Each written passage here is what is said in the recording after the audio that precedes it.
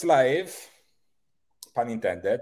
This is session 5 of the second half of the Ops track. I have to remind that to people, Sam, because there is a lot going on today. Lots of good stuff. There's a lot of good stuff. Yeah, and we are excited for your session as well. It's going to be... what's going to be about? Like, title, people care less about you than you think. Yeah. Now I want to hear it. Well, I have good news for you. I'm about to talk about that for about 10 minutes to you and Love all it. of our ops friends. Stage is yours. Cool. Well, while I can't see everybody, I know y'all can see me and you can see my slides. So really excited to speak to y'all about my hot topic that people actually care less about you than you think, and how you can apply that operationally and strategically and influence marketing, sales, and other go-to-market teams in your more of an influencer role, right, in ops. So just a little bit about me.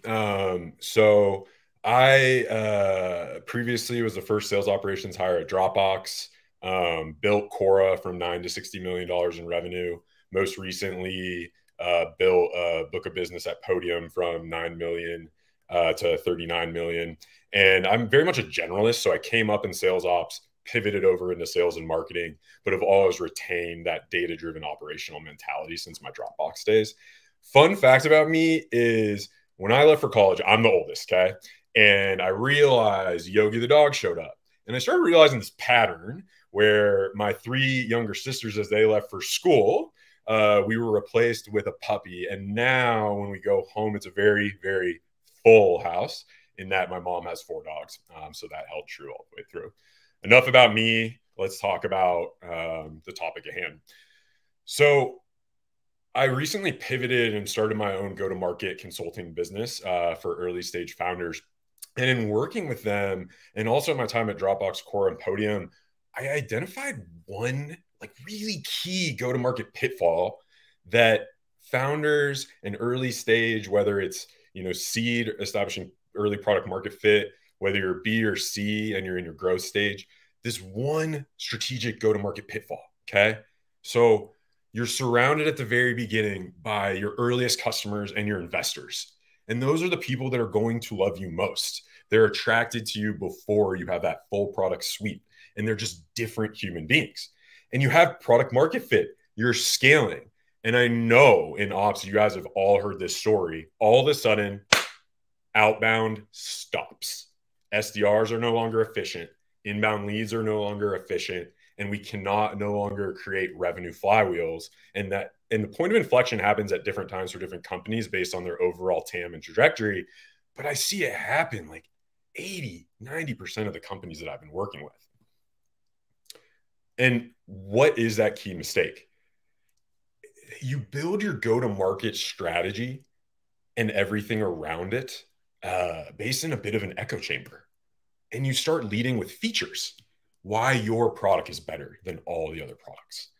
But the thing that I realized is after your first movers, the skilled buyer base that you're going to need for growth, they don't care. They are not open to learning something new, just like 99% of any other human being that's not going to be your early adopter.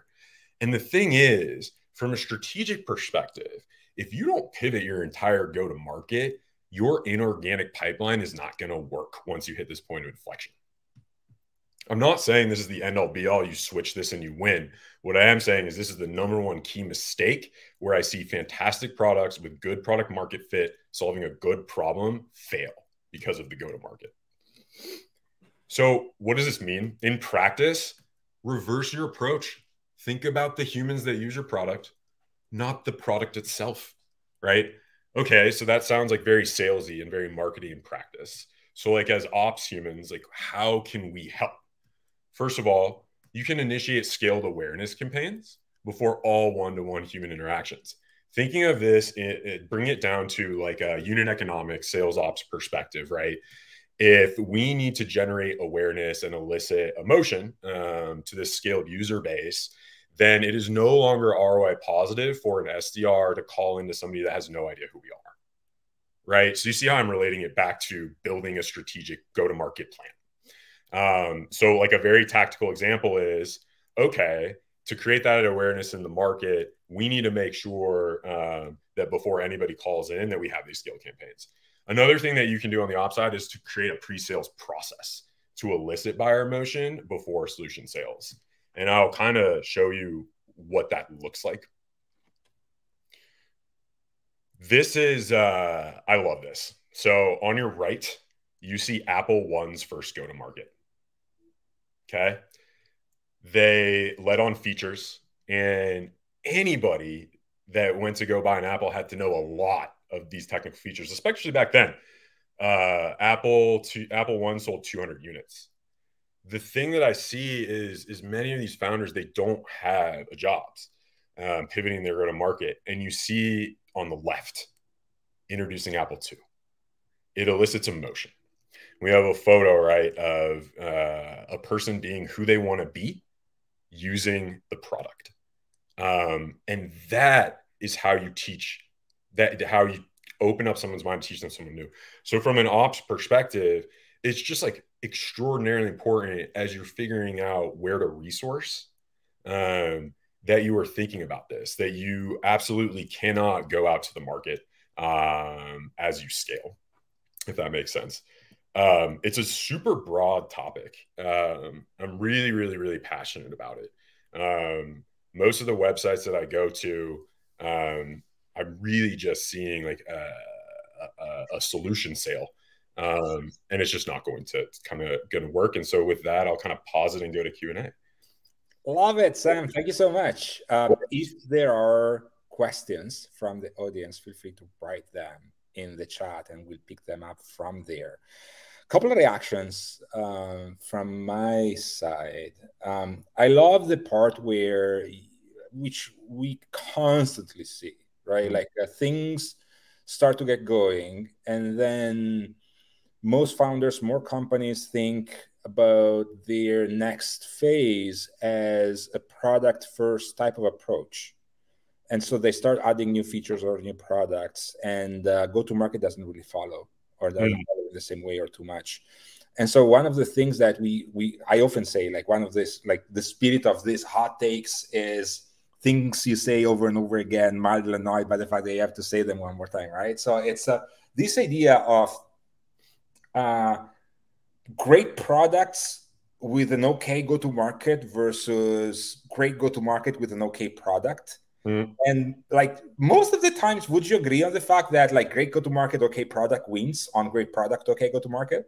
I mean, it depends on the industry, but I think I think what I can say without a doubt is there are way too many incredible products that fail, right? That are solving really, really good problems at like a tremendous ROI, because of that like echo chamber type of go to market, right? How do you create the next flywheel? Because you index so much on your first unscalable sales, right? Right. And competing on features versus like competing on being memorable and really conveying the value that you can provide to your ideal customer profile. Yeah, and I think like the challenger sale is like a bit of a misnomer, right? Like, really, like what we need to do is create an ability in a human's mind to have them emote, so that they are open to learning something new. Like 90% of us are not open to learning something new. And so when I flash that picture up of all those features, you just be like, ugh, another sales rep. Yes. It's like a really good sales rep. The reason they need solutions engineers is because they're not actually selling solutions. They're figuring out what pain is causing for that human being, and they're driving that home before they even show the product. I used to coach my sales team, like, you should be able to close this. This product's so good, you should be able to close without a demo and purely on emotion. So that's really what I'm getting at is like, if you can't create emotion like Jobs did for Woz, then you could have the best product in the world, literally Apple, and it could only sell 200 units. Right. Such a bummer that most founders don't have a Steve. Right. I guess they're both Steve. You know what I mean? Don't have different levels to unpack there, right? There is the product versus solution statement, which is already like a nuance that not everyone gets. Like the Right. fact that you're not selling a product, you're not selling a feature, you're selling a solution to a problem. And then you're not even selling the solution to a problem, No. you're selling the emotional reaction that that solution will elicit. If Is I that am selling a, PLG software to accountants, I want them to realize that if I solve their problem without even knowing what my solution is, that they're going to go home earlier, that their month end close is going to be faster, that right? they're going to be a better wife to their husband. Like, I want to make them a moat, and then I want a solution sell. Right.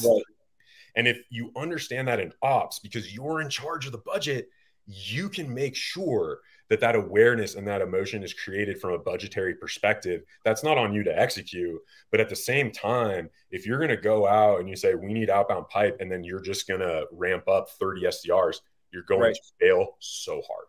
Right. Yeah, because that's the other side of the equation, right? This is the ops track. We talked about like from product to solution, from Yeah. solution, the emotion that that solution elicits, but also how do you operationalize that in a way that happens all the time?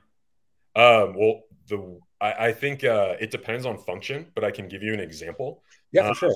I had to hire 300 Gen Z sales reps that have never sold before in the last 2 years. Okay. And what we implemented was called guided selling. Mm-hmm. And when you open the sales deck, the first question would be, starting a local business is hard. Tell me about why it's hard for you. Mm-hmm. That freaking simple. And then the next slide was like, how is starting a local business hard today? Why is it harder than it's been before?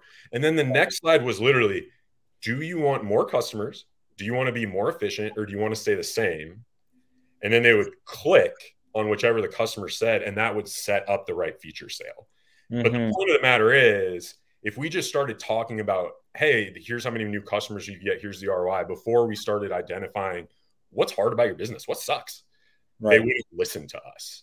And that's like really the key.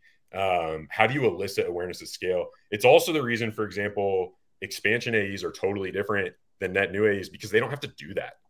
The emotion is already elicited by demonstrable usage of the product. And so all they have to do is identify use cases and expand. Net new is just a different beast.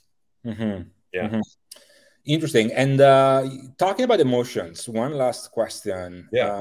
Kate is asking whether the audio is still working for everyone else. We hope it is. If it's not, let us know.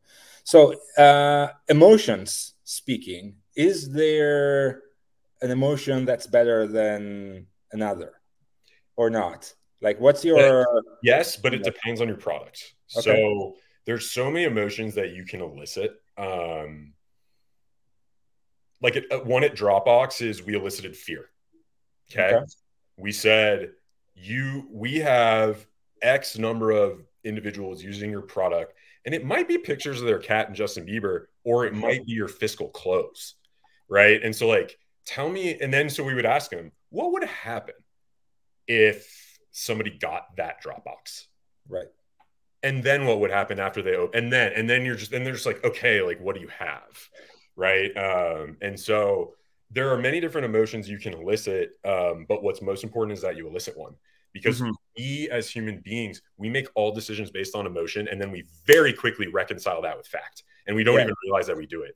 And if you don't get somebody emotional, they're not going to be open to learning something new and reconciling with fact. And that key point is everything after you reach product market fit. Yeah, I love this so much, Sam. It's a good food for thoughts for the audience for sure, and also happy to continue the conversation afterwards.